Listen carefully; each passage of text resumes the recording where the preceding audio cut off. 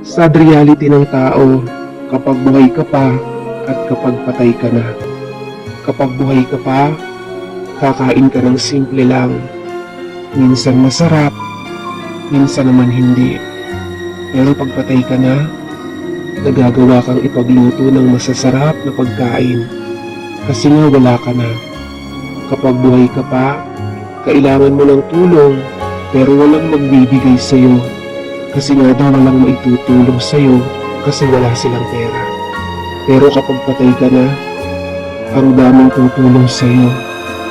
Minsan pa nga mangungutang lang para makapag-abuloy. Kasi nakakahiya kapag walang maibigay. Kapag buhay ka pa, hindi ka maaalala ng pamilya mo. Pero kapag patay ka na, kumpleto silang lahat at ginawa na parang reunion pa. Nagsama-sama at ginawa pang pagkakataon para magsaya. Kapag buhay ka pa, walang magbibigay ng bulaklak sa'yo. Pero kapag patay ka na, bibilhan ka kahit mamahalin pa. Kapag buhay ka pa, hindi hihingi ng tawad sa'yo.